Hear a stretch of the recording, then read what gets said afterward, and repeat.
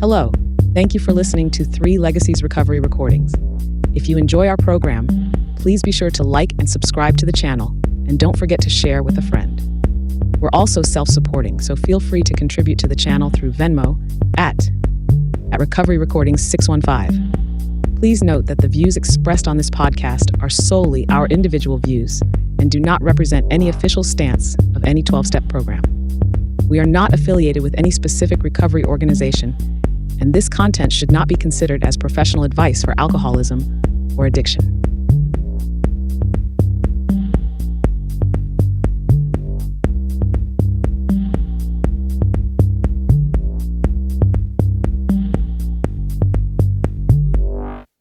Hello, everyone. Welcome to 3 Legacies Recovery Recording Podcast. I'm your host, Paul, and I'm an alcoholic.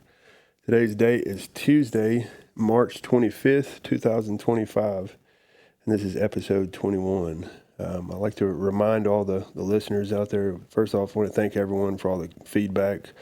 Me and Chris did an episode on Step 11 last week. We had several people talk about how much they enjoyed the show, so we also have Recovery Recordings 615 is or Recovery Recordings 615 at yahoo.com is our email address. We'd love to hear from anybody.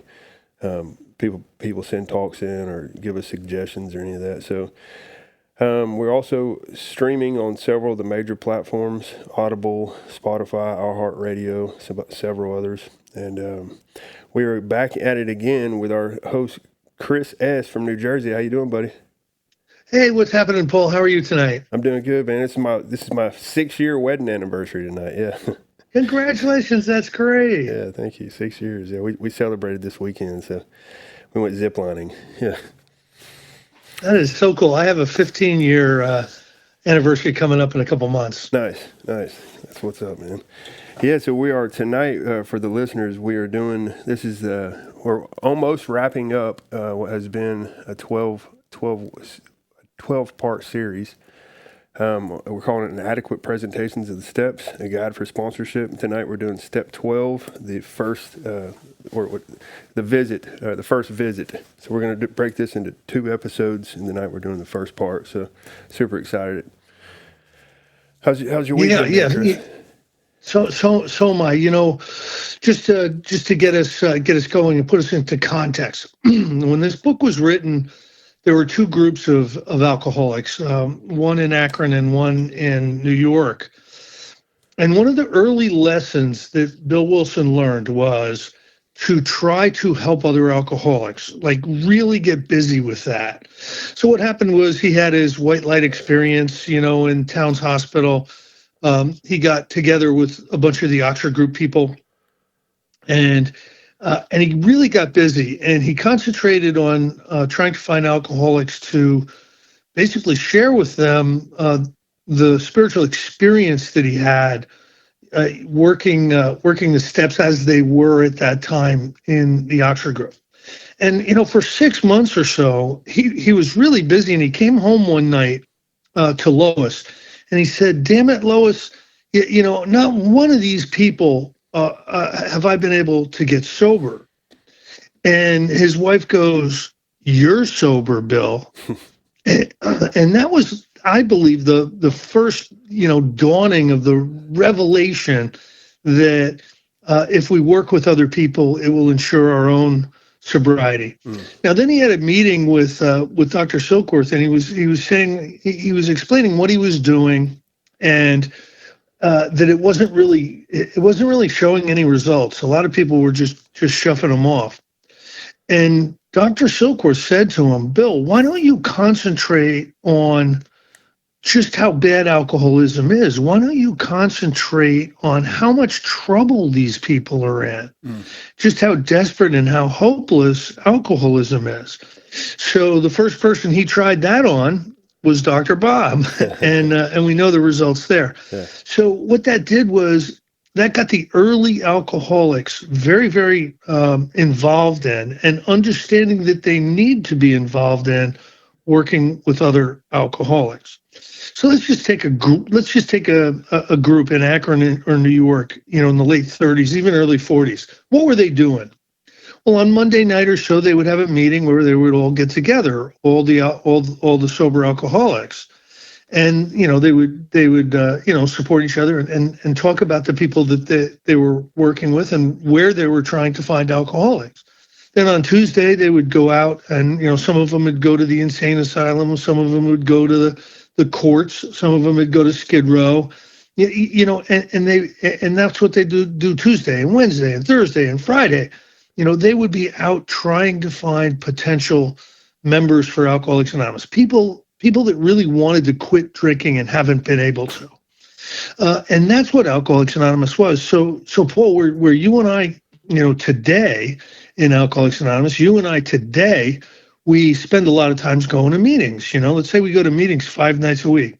Well, that's how many nights a week they would be out on the road looking for alcoholics to work with. Mm. So that's the context. Is Alcoholics Anonymous different today?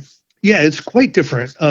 We have the benefit of having lots and lots of meetings, and that's good and that's bad. But I want to share this with you, and that is when people were out looking for alcoholics to work with, they weren't successful with every single person, but there would be success. And what happened was when the book was published in 1939, there was about 80 members. By the end of 1940, there was 800. By the end of 1941, there was 8,000 members in Alcoholics Anonymous. There was exponential growth. And it was during this period of time where that was your job in Alcoholics Anonymous, to go out and hit the road and try to find people wherever you could who might benefit from the message and might engage with you in a recovery process. And that's the context. So that's when this chapter was written. In this book, Paul. I'm sitting here thinking it's still our purpose, right? It's still really our job, right? We get to go to meetings to find them, but yeah. It's easy to say, I do my 12-step work at meetings. And listen, there's a ton of opportunity in meetings. Where are you going to find the most still suffering alcoholics in one place? In a discussion meeting. You know what I mean? Funny. So yeah, I get that.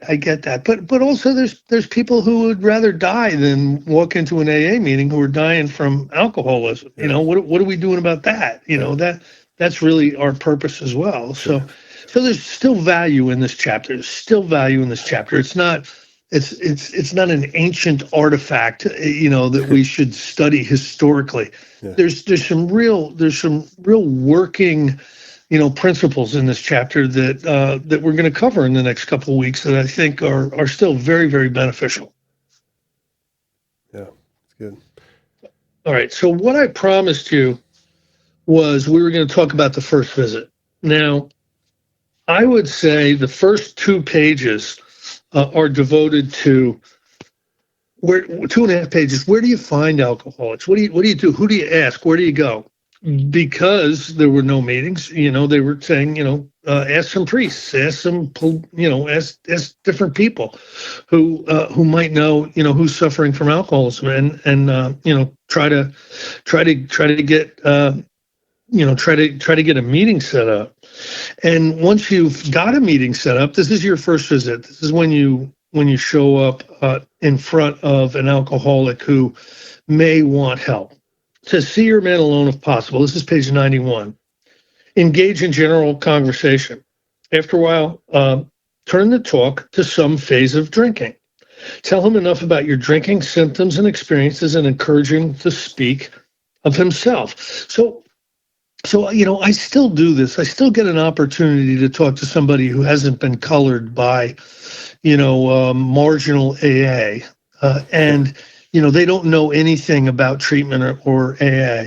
I still get an opportunity to talk to them. And I'll do exactly this. I will explain to them my experience with drinking, much like I would in the beginning of telling my story at a meeting. What it was like, what happened, and what it's like today. That the proper place for that really is the 12-step call. Yeah. This is what my drinking looked like. It got worse and worse over time. And see if they'll reciprocate. Oh yeah, I drink like that. That's a good sign. I drink like that. That happened to me. I got DUIs too. But you know what I mean? Yeah. You try to gain their confidence. I know about drinking, Paul. Let me show you how I know about drinking from personal experience. Now, what it basically says in this chapter is until you can gain someone's confidence, they're never going to be honest with you about their drinking. Yeah. Well, how much do you drink a night? I have a couple of beers. It's they're never going to tell you, but when you're being really honest with them about your drinking, you have a better chance of gaining their confidence. Yeah. It says if he's not communicative, give him a sketch of your drinking career up to the time you quit, but say nothing for the moment of how that was accomplished. So this is kind of tricky. I've just talked to you, Paul, for half an hour about my drinking, and you've shared for 15 minutes about your drinking.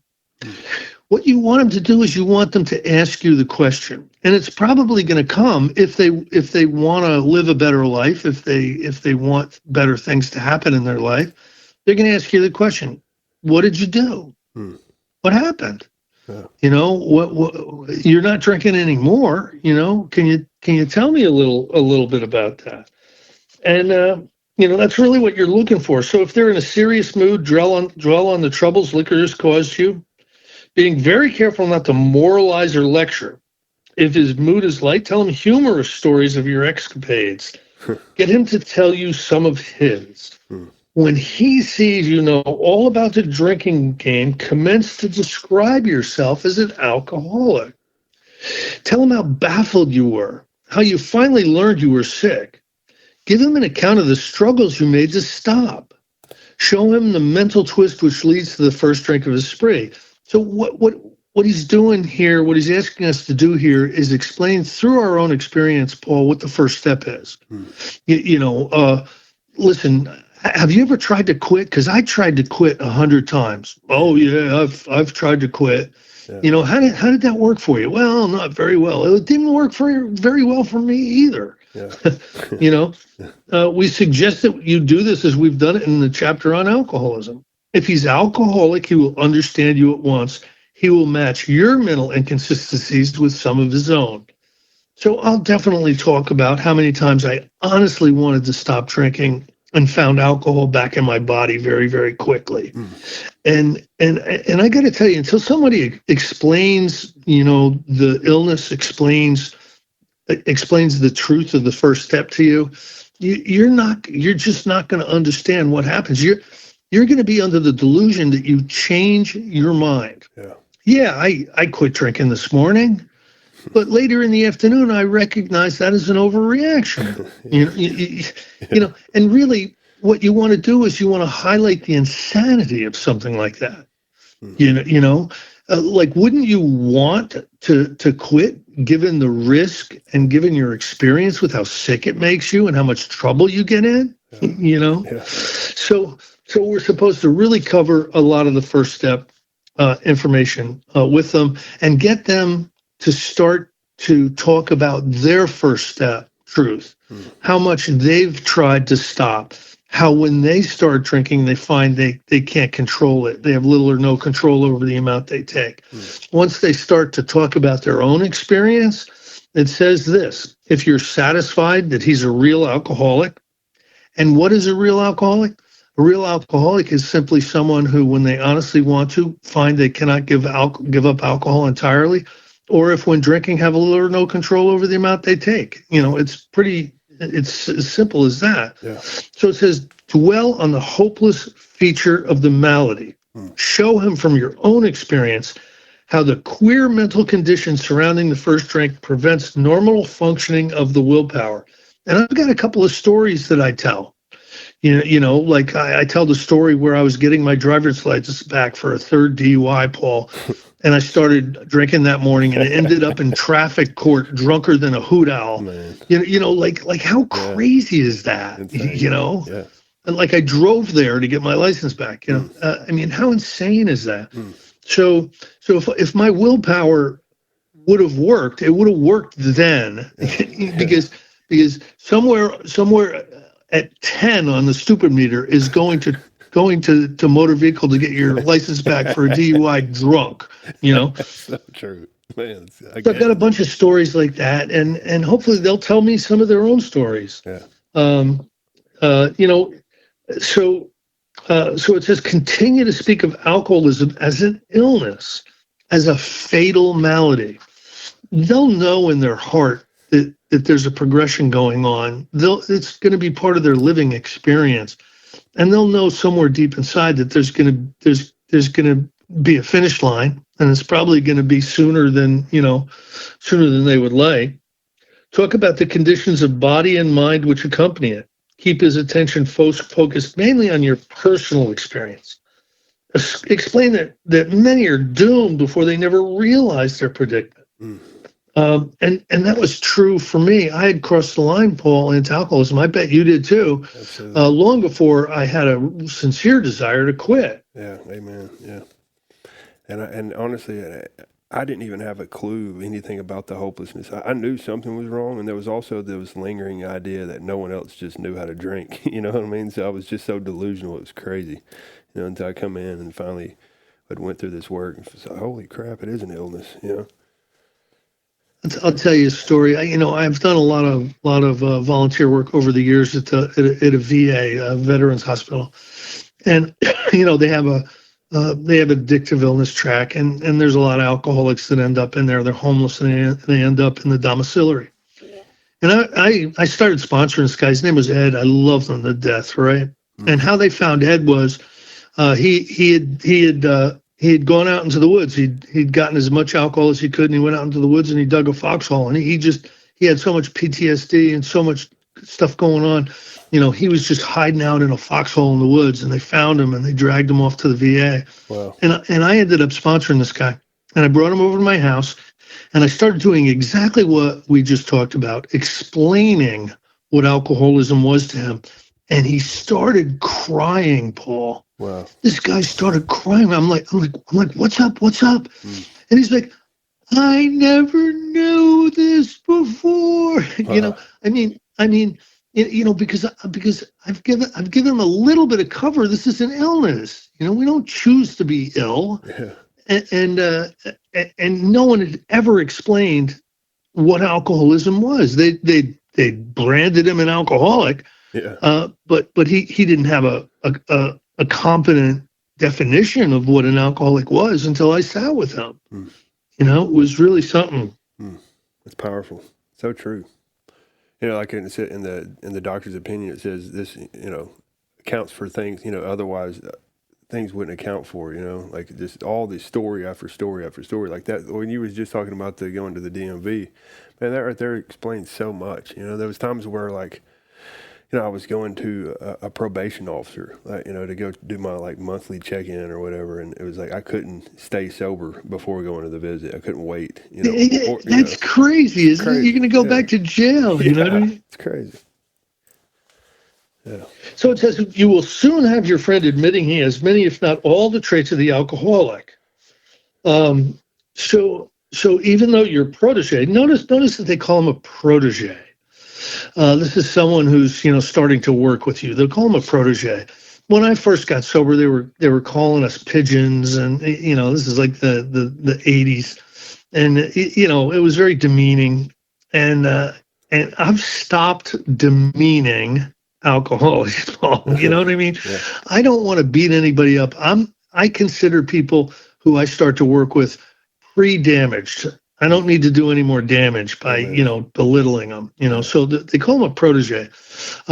He has become curious as to how you got well. Let him ask you that question, if he will, and then tell him exactly what happened to you.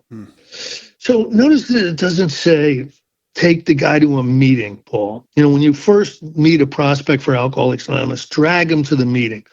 There's nothing in here that says that. That's not the process that they would use in the early days. They didn't want you in the meetings until you were working the steps. They wouldn't consider you serious. You had to be serious to be you had to have an honest desire to stop drinking in the early days. And you had to show your honesty by participation in a recovery process. Stress the spiritual feature freely. If the man be agnostic or atheist, make it emphatic that he does not have to agree with your conception of God. He can choose any conception that he likes, provided it makes sense to him. The main thing is that he be willing to believe in a power greater than himself, and that he live by spiritual principles. Right. So this is the first visit. You're supposed to let him know that the solution is going to be a connection to a power greater than themselves.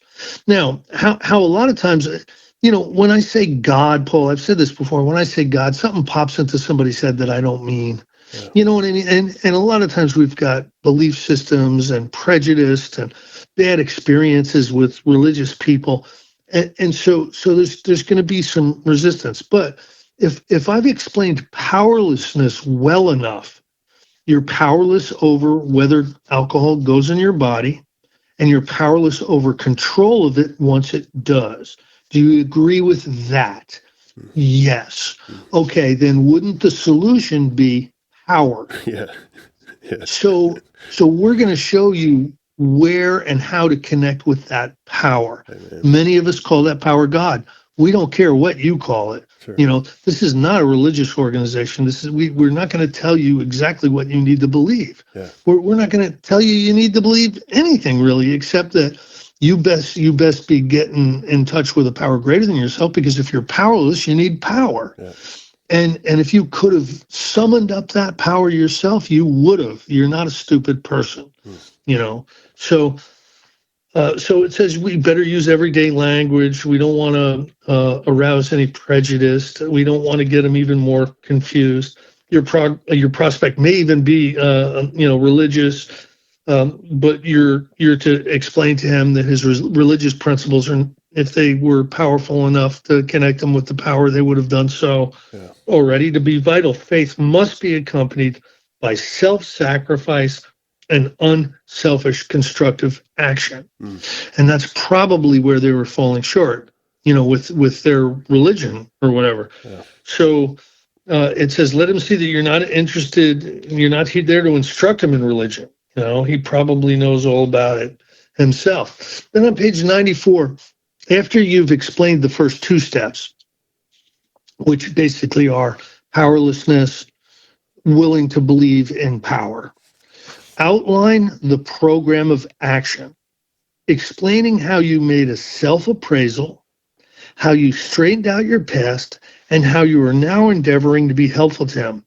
So what is that? How you made a self-appraisal, that's a 4th step. Yeah. How you straightened out your past, that's a 9th step. And how you're endeavoring to be helpful to him, that's the 12th step. Yeah. So we're already on the first visit explaining to them what the 12 steps are and how we have experienced them. It is important for him to realize that your attempt to pass this on plays a vital role in your own recovery. Actually, he may be helping you more than you're helping him. And again, I always like to do this because as an alcoholic, if somebody's like helping you think you're going to owe them. You know what I mean? Like, what's this guy going to want? How much do I have to pay for this? Whatever. You want to make it very, very clear that part of your own recovery program is to help him. Yeah. And he doesn't have to feel obligated to you, Mm-hmm. Make it plain he's under no obligation, that you only hope that he will try to help other alcoholics when he escapes his own difficulties. Suggest how important it is that he place the welfare of others ahead of his own. Imagine that on the first visit to an alcoholic. You are to explain to them that they must place the welfare of others ahead of their own. Yeah. It's scary to them, right? That is drastic, isn't it? Yeah. You're going to see some wide open eyes, because that goes completely opposite to the selfish, self-centered, self-seeking, foundation that the alcoholic has been living on, Yeah. They're probably sitting there, if they actually able to hear that, they're like, there's no way that's possible. come on now. Yeah, make it clear he's under no pressure that he needn't see you again if he doesn't want to. You should not be offended if he wants to call it off or he's helped you more than you've helped him. But if your talk has been sane, quiet, and full of human understanding, you've perhaps made a friend. Maybe you have disturbed him about the question of alcoholism. This is all to the good. The more hopeless he feels, the better. He will be more likely to follow your suggestions. So if we've really been clear on the first step information, we are going to haunt the person. From now on, he's going to understand what's going on. And when he picks up a drink and it's against every instinct and it's in the worst things could possibly happen when he does, and yet he does it anyway, maybe he's going to think, yeah, this is an illness. This is alcoholism. Yeah. I need to recover from this or I'm not going to survive. So I've done 12-step calls on people many times who wanted to call it off, yet I got a call later, or I saw them in a meeting later and they were working with a sponsor. Sometimes it's called planting the seed. And I think that's a valuable spend of time as well. You know what I mean? Absolutely. Right. So your candidate may give reasons why he need not follow all the program. Yeah, he might rebel at the thought of a drastic house cleaning, fourth and fifth step, which requires discussion with other people. Do not contradict such views. Here's what you tell him. You tell him you once felt as he does, but you doubt whether you would have made much progress had you not taken action. Nice. You once felt as he does, Paul, but if you didn't go through and actually take the 12 steps, you do not believe you would have made much progress, probably wouldn't have stayed sober. On your first visit, tell him about the Fellowship of Alcoholics Anonymous. If he shows interest, lend him your copy of the book. If he shows interest, it does not say take him to the fellowship. It says lend him a copy of your book. How about that, Paul? How about everybody reads the book Alcoholics Anonymous before they come to meetings? Now, I know so much of this sounds heretical. Like, well, when I got sober, I went into meetings and, if they told me I'd have to read a book or I'd have to do a bunch of steps, I'd have been right out the door. Well, again, the context is we have developed a relationship with the person and we're explaining to them what alcoholism is and what the solution, what we believe and what we've experienced the solution to alcoholism is. We give them that dignity. We're not stopping them at the door to the meeting, saying, have you done a 4-step? We're explaining to them why all this stuff is necessary. So it says, unless your friend wants to talk further about himself, do not wear out your welcome. Give him a chance to think it over. If you do stay, let him steer the conversation in any direction he likes. You will be most successful with alcoholics if you do not exhibit any passion for crusade or reform. Never talk down to an alcoholic from any moral or spiritual hilltop. Simply lay out the kit of spiritual tools for their inspection. This really is a take it or leave it thing, this 12-step call. Show him how they worked with you. Offer him friendship and fellowship and tell him that if he wants to get well, you will do anything to help. If he wants to get well, that would mean I'll help you with the steps. Yeah. If he's not interested in your solution, if he expects you to act only as a banker for his financial difficulties, a nurse for his sprees, or a coach for his drama, you may have to drop him until he changes his mind. Yeah. This he may do after he gets hurt some more. So if someone is unwilling to honestly get started on the steps and really bear down on them, what are we supposed to do, Paul? It says here we're supposed to drop them. Now that sounds almost cruel, right? Because of the experience we had coming into Alcoholics Anonymous. Everybody welcomed us and patted us on the back in the meetings, right? But think about it this way. Would it be more compassionate to explain to someone what alcoholism is and what the solution to alcoholism is? Would it be more compassionate to let them, do whatever they wanted to recover, to not follow any of these processes and for us to spend a lot of time with them? Or would it be more compassionate to let that person go and try to find someone who's willing to go through the steps? Yeah, to let them go. Which would be more compassionate? Sure, to let them go. Right. If they aren't Well, ready, they're just not ready. Yeah, Paul, our time is valuable. Yeah. As recovered alcoholics, this book tells us our time is valuable and it shouldn't be wasted. Yeah. And we are always supposed to keep looking for people to try to help. And once we've found somebody that's willing to participate, we're supposed to do everything we can for that person. Yeah. Yeah. I mean, I hear recently, I had a situation where, I had a guy that just, he wasn't doing the stuff, the stuff suggested. And then, here I got these other guys that, obviously are willing and want to go through the work. And I had, one of those situations where it's like, man, I hate this, but, like if you're not willing to do this, my sponsor, we call it a no call. It ain't a firing. It's kind of a no call, no show on their part. You get what I mean? Yeah. But, you only got so much time, right? Yeah. Like I've got less and less time as my life goes on. I work full time. I've got a million commitments. I'm on three different, I'm a board of directors member on three different organizations. I mean, my phone rings off the hook. I've got a lot of leaving the house and going somewhere commitments, and a big family and all the things that go on with that. And if you're gonna want me to spend time with you, today, at least, I'm really going to be absolutely assured that you're not going to be wasting my time. Yeah. That if there's an exercise, if there's a to do, before you come and see me again, you're going to do that to do. You're not just going to call me up and pretend I'm a life coach or a therapist or something. Yeah. I am very, very cognizant that my time is valuable today as a recovered alcoholic, and I'm going to help the people who have the best chance of really being helped. Yeah. Yeah. And also, I don't think there's. Go ahead. Yeah. I don't think there's anything wrong with that, do you? No, absolutely. And also, like you were talking about, not being a life coach. I mean, the power is in doing the work in the book, right? It's like, man, look, yes, let's do this work. Let's do this work. Where you at with it? Right? And it's not about like, don't get me wrong. Like I'll chit chat and talk to sponsees. I do it all the time. But like I'm always wanting to know like where we at with this work. Where we at? And because that's the recovery process, right? Yeah. Oh. So if you're sincerely interested, let's say you've got somebody interested. Remember, this is all the first visit. I'm interested. What you're talking about makes sense to me. Would you help me with that? And he wants to see you again. Ask him to read this book in the interval.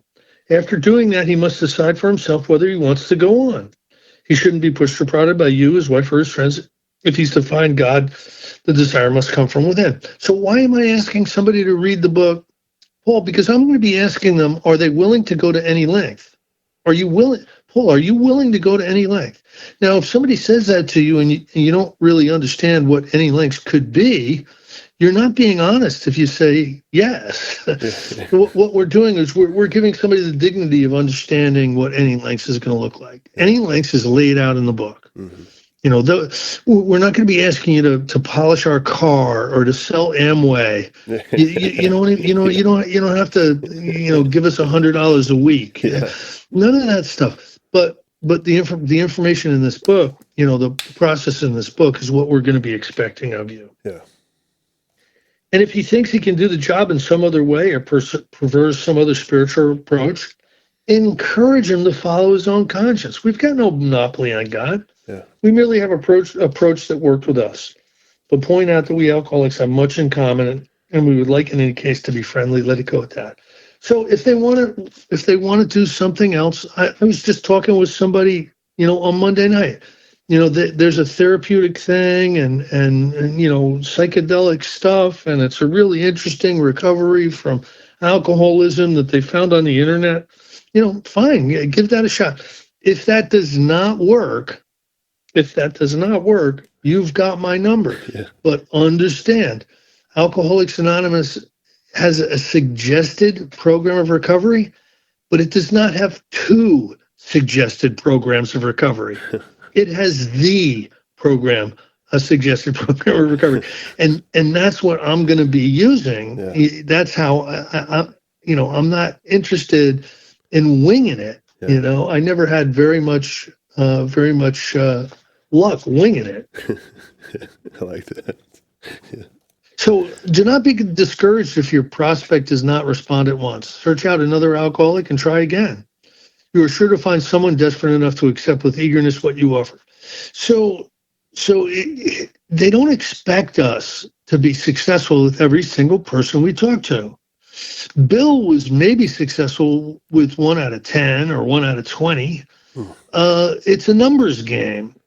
And I had that all wrong. Like, if somebody came up to me in a meeting, Paul, and asked me to sponsor them in the very early days, it was like, sure. Here's my phone number. These are the meetings I go to. Give me a call if you want to talk. So what I was doing was I was encouraging somebody to stay sober and keep going to meetings. Yeah. That's good. Paul, that's good. But the good can sometimes be the enemy of the best. The best is to bring them over my house and open this book and start going through a recovery program so that they can find some freedom, so that they can find some power, instead of stumbling around in meetings. People that just go to meetings and don't work the steps have an awful, awful relapse rate. Yeah. You know what I mean? Absolutely. Yeah. You probably see that in your groups. All the time. Yeah. There's no freedom, really. I mean, and it's one of those situations like the group therapy thing, where like you go in and the whole meeting's on like, the topics on like the recovery house took my cell phone or whatever. It's like, what are we doing right here? Listen, I think you should go to one bad meeting a week. I really think that you should, because alcoholics will show up in those meetings, and sometimes. And it's not, I'll grab them after the meeting. And I'll strike up a conversation if I see somebody who's really, really struggling, and there's nobody real. I don't see anybody really helping them. They just want them to go to meetings. I'll have a special conversation with them and kind of explain some stuff to them. So, but I find almost nothing in a discussion meeting. I'm sorry to say that, maybe I'm a cranky old timer, but if I go to a discussion meeting and it's not at least literature based or topic based, if it's just like a free for all, rare, I just see it as a waste of time. Yeah. Sure. Because I go to AA to give, I don't go to AA to get, and I'm certainly. Certainly, it's not helpful for me to be involved in something like that. Anyway, we find it a waste of time to keep chasing a man who cannot or will not work with you. If you leave such a person alone, he may soon become convinced he cannot recover by himself. To spend too much time on any one situation is to deny some other alcoholic an opportunity to live and be happy. This is where it explains just how valuable our time is. Yeah. One of our fellowship failed entirely with his first half dozen prospects. He often says that if he'd continued to work on them, he might have deprived many others who have since recovered of their chance. If somebody's unwilling, you can spend a lot of time trying to help them with their life. But if there's somebody that's willing, it doesn't take that long to get them through the steps, and man, they're on fire, and they're zooming back to meetings looking for people to work with. You know what I mean, Paul? Yeah, absolutely. That's my favorite. It's the best way to do it for me. So what do we do on the first visit? We talk about our alcoholism. We get them to talk about theirs. We explain what alcoholism is. We explain the 12 steps, how we have taken the steps, the benefit the steps have given us. We lay that kid of spiritual tools at their feet. We let them know if they're willing to engage in this process, this recovery process. We'll do anything in the world we can to help, and we leave them the book for them to read. And we wait. Maybe we'll contact them, but maybe they'll contact us and say, "I'm ready. I want to work with you." And that's the first visit. And when you look at Alcoholics Anonymous today, that seems like just so bizarre because it just wasn't our experience. Our first experience in AA was going to meetings, and making coffee and making friends and dating and going on speaking commitments and all this stuff. And that was our early experience. And maybe somewhere along the line we became convinced that we needed to do some step work, and we started to do some step work in year 2 or 3 or 4 or 5, right? Yeah.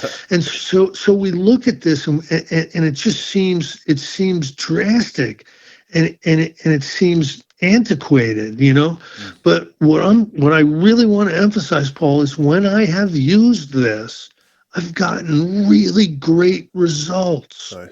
When I've just tried to be somebody's friend or just to encourage them to be a good AA member, sometimes it works out, sometimes it doesn't. But I've found so much value in following the direct, explicit instructions in this chapter. It's good for me, it's good for them, and it cuts out a lot of the noise that you can get involved with, with working with others. Yeah. And I've got some sponsorship experience. I've sponsored hundreds and hundreds of guys, taken hundreds and maybe 1,000 people through the steps. Have probably around 40 sponsees now. I've got a lot of experience with this, and over the years I've become more and more aligned with and compliant with the instructions in this chapter. And it's not for any other reason than it's more effective. It's more effective than some of the other things that I was doing, like, sober softball and, bailing people out of jail and stuff. This is just more effective. Yeah, yeah. It's so detailed too. I love how detailed it is, honestly. And it's over the years, definitely, I've grown more and more into this to where it looks like this. I just realized through this conversation I need to grab some more big books. I don't always have a big book to grab to give somebody. Yeah. Always have to have a spare. Yeah, yeah. It's cool because I mean, like, some of my favorite things, now my first experience with it was nothing like this. It was like, I was in a recovery house. I went to some meetings, and I don't even think we cracked the book open for like another 6 months. Literally, it was probably 6 months before we really cracked the book open. I did my first 4-step. I was probably like 16 months sober or something. And me and my buddy were talking earlier that, like, we did have like a cool like fellowship thing going on, but what happened is like years into it, like we were, I was married, and miserable. Like, I just had no solution. I didn't have a design for living, like I didn't have, I just didn't have the outline in the book. There's magic in this book, particularly in the fourth, around the 4th step when you start seeing the truth, and I just didn't have any. So I had a really, really cool experience this week that I want to share with you, Paul. Okay. Friend of mine's name is JS from Arizona. He's about to he's about to push out a documentary on Bill Wilson. Yeah. I just spoke to Jay last week. He sent me the documentary. Did you? Yeah. So did he send you? Did he send you the review thing? Yeah, and I'm supposed to. We're gonna make some dates. We're gonna get him on here. Yeah. Oh, please! He's one of my favorite guys in the world. Anyway, I got a chance to see that whole movie. I was one of the people he picked to preview it, and the movie is called Conscious Contact. Yeah. And it's about Bill Wilson's spiritual journey.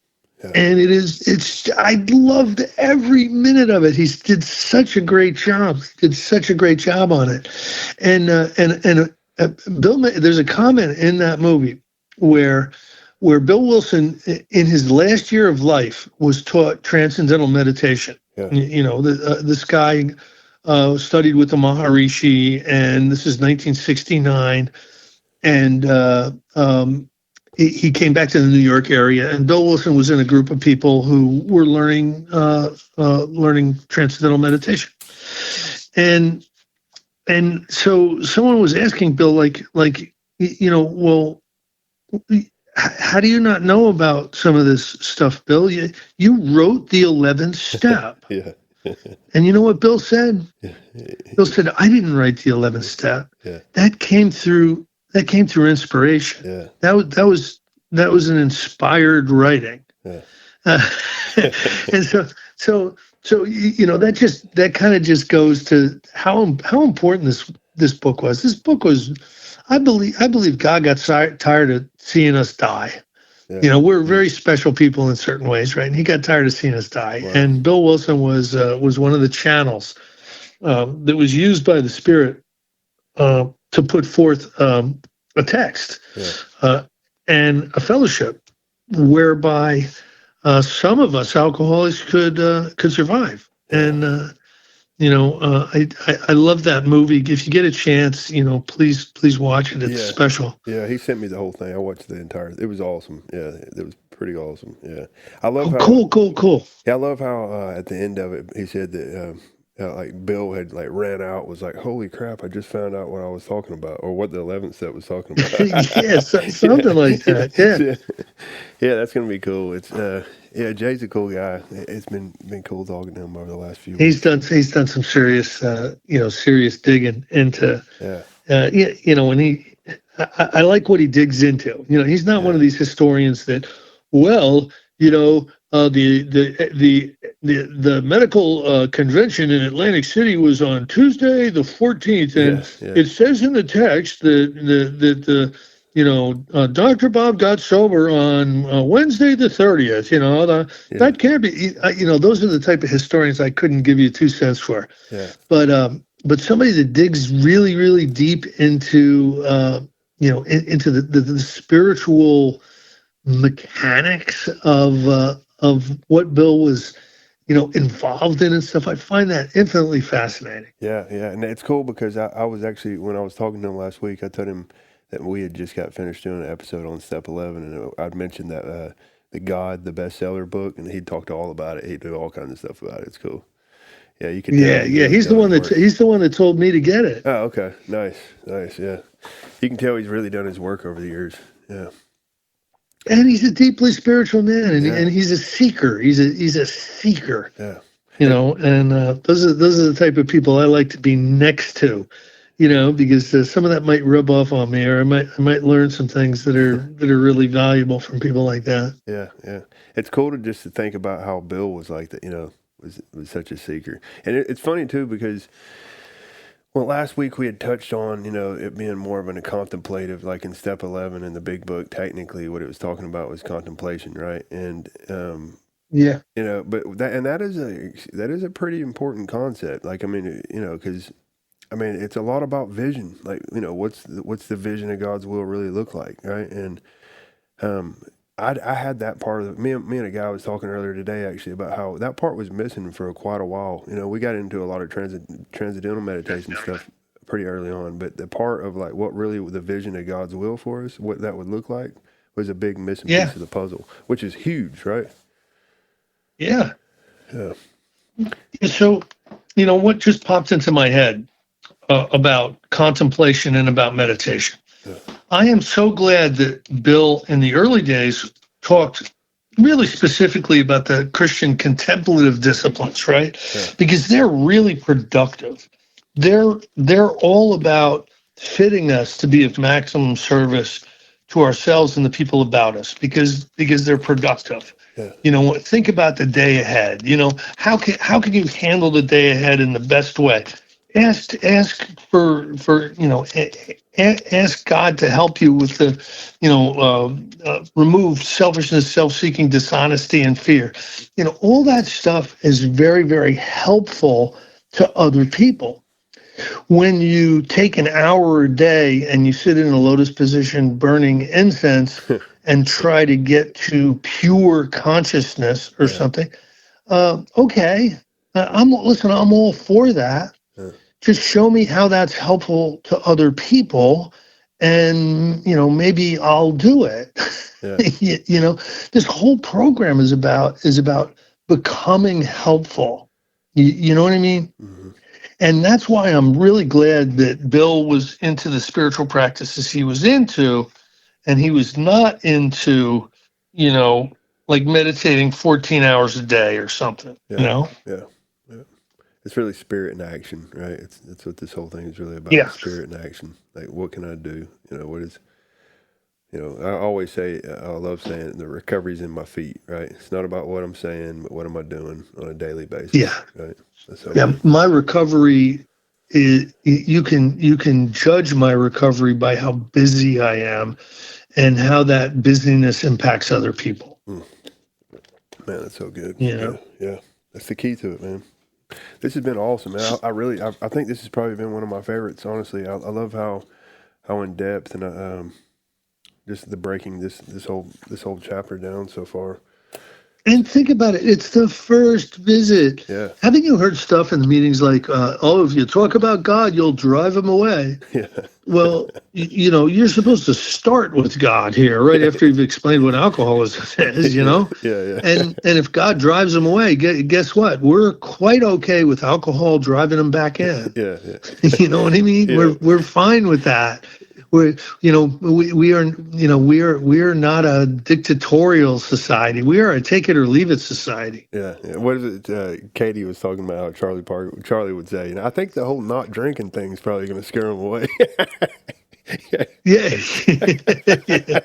Oh my God, Charlie and Katie are were such national treasures. I miss Charlie Yeah. so much. He had a wisdom, Oh man. and so does Katie. Sure. But Absolutely. they have an underlying wisdom Man. that is just expressed through, their language in such a remarkable and wonderful way. Yeah. Yeah, you know what I mean. I could tell you Charlie stories till the cows come home. He was a funny man. Oh man, that's awesome, dude. Yeah, he played a major part in just saved me, man. Like, he was the one guy I was able to hear that was like, and he was real loving when he would talk about it, but he was talking about how, like, he was just missing all this. It was like, for the first 16 or 17 years of his recovery, right? It was like, I was missing all this. Like, he was like, I'm not saying you're doing it wrong, but we're saying we were missing this. We wasn't doing all this, and it's like, man, he's one of the first people I could hear that. So their story is they got hoodwinked into going to a Mark Houston Big Book workshop. Yeah. and they just sat in the audience with their mouths open, going, where does it say that in the book? I mean, it was a revelatory experience for him. Yeah. And Charlie was captivated, and from that moment forward, he was hooked at the hip to Mark Houston. Yeah. And Mark would come over to Charlie and Katie's house once a week, and they would have a meeting. They'd have like a sponsee meeting at Charlie's big, huge dining table. You could fit about 20 people at his dining table. Wow.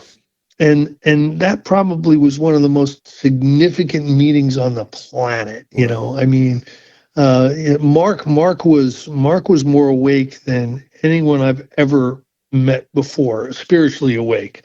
He was an amazing guy. So in 1992, he ended up in a mental hospital. He had a complete breakdown. Yeah. When he got out of the mental hospital, he went through the steps 4 times with 4 different people. And by the end of that year, he did what I think is still the best short spiritual workshop I've ever heard in my life. The Hunt, Texas, 1993 Hunt, Texas workshop. Wow. There is not a wasted word in that workshop. I think it's 6 CDs, and it's an absolute work of art. And so you would have to be so awake and so spiritually in touch to be able to do those 6 hours that he shares. And if you've not heard that yet, Paul, find it. He did it. I think it's 1993 Hunt, Texas. It's online. You can find it on YouTube. Okay. I'll have to check it out. I may have heard it. I'm not sure. I don't remember the Hunt, Texas part, but it's possible. I know I've listened to so much of his stuff. He's freaking amazing. Yeah. Yeah, he was a cool guy. I miss him a lot too. Yeah. Yeah, well, appreciate it, Chris, man. This has been awesome. And for all the listeners, next week we are going to be getting back together for the last episode of this series. And it's going to be on Tuesday, April Fool's Day, actually, April 1st, 2025. Yeah. And I'd love to also, let's talk about possibly doing some other stuff after we get finished with this. Let's maybe wait a little bit and get back. I would love to. Yeah, getting I some would other love stuff. to. We'll come up with some crazy idea that's going to be real interesting. Yeah, sounds good. So appreciate it, Chris. And again, man, thank you so much, man. I'm getting so much from this, and I think a lot of other people are too. Appreciate what you do. Thank you for what you do. Listen, you're doing the footwork on all this, man. Thank you so much. Appreciate you, buddy. All right, man. I'll talk to you next week. Take care. See you.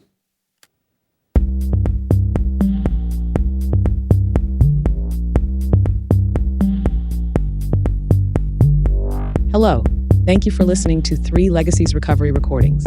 If you enjoy our program, please be sure to like and subscribe to the channel, and don't forget to share with a friend. We're also self-supporting, so feel free to contribute to the channel through Venmo at Recovery Recordings 615. Please note that the views expressed on this podcast are solely our individual views and do not represent any official stance of any 12-step program. We are not affiliated with any specific recovery organization, and this content should not be considered as professional advice for alcoholism or addiction.